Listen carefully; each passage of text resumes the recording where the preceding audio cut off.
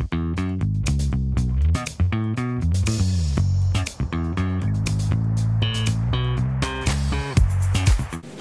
parcours de la vie. Mais encore? Quelque chose qui peut être beaucoup de choses à la fois et qui n'est pas vraiment défini ça. Par exemple, un parcours scolaire et aussi un parcours dans le monde du travail.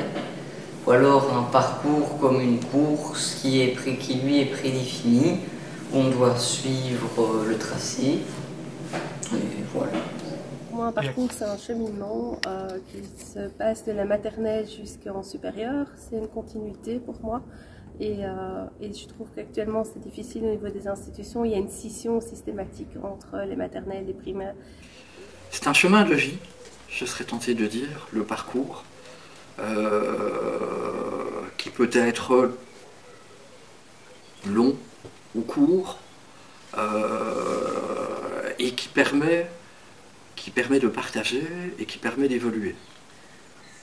C'est le parcours que notre vie prend en fonction des opportunités, en fonction des difficultés, et c'est les choix que l'on fait qui nous amènent sur différents parcours et qui peuvent aller d'un endroit à l'autre.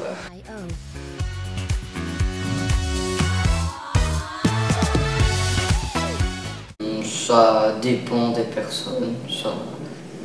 Ça peut nous procurer du plaisir quand on y repense. Par exemple, quand on repense à des bons moments passés ou aussi à des moins bons. Ça peut aussi nous rendre fiers de ce qu'on a accompli. À s'amuser. Oui, on se souvient tous de chouettes moments qu'on a vécu même quand on était petit en primaire. Enfin, moi j'ai eu de bons souvenirs de mes primaires parce que j'ai eu de chouettes profs et que ça s'est bien passé. Je pense que ça peut vraiment servir à se construire en tant qu'ado, et puis adulte, et puis papa, et puis travailleur, et puis citoyen. C'est toutes des choses qui sont essentielles. Je pense qu'un parcours, ça permet de se donner des balises quand on se connaît bien. En tout cas, ça permet d'avancer et de faire face aux difficultés, comme je l'ai dit, avec ces balises, ces repères qui nous permettent d'avancer tout au long de la vie.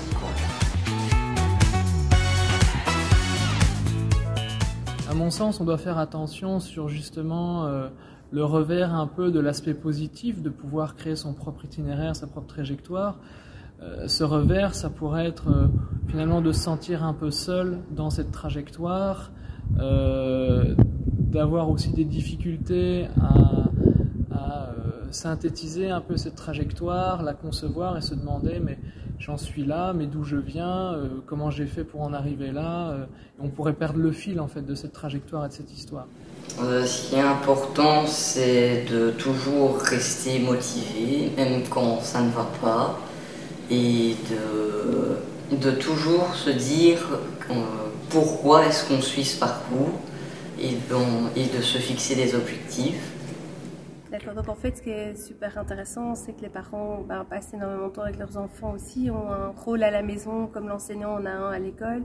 Et c'est intéressant que le parent puisse accompagner son enfant sur tout son parcours scolaire avec l'entraide qu'on peut trouver au sein d'une école. Méfiance, c'est le fait d'assurer aux élèves puis aux étudiants d'avoir un discours qui a une certaine cohérence dans le temps, ou des retours, ou des discours de l'institution. Si à un moment donné on m'oriente ou on parle de certaines choses et puis quelques années après finalement j'ai un discours qui pourrait même être dans le pire des cas assez contradictoire avec les informations que j'ai reçues auparavant, ça peut être vraiment problématique. Je pense qu'il faut vraiment faire attention à l'enfant, à l'élève, à l'étudiant dans toute sa globalité et son bien-être, parce qu'un enfant qui se sent bien, il est bon et prêt à recevoir les apprentissages.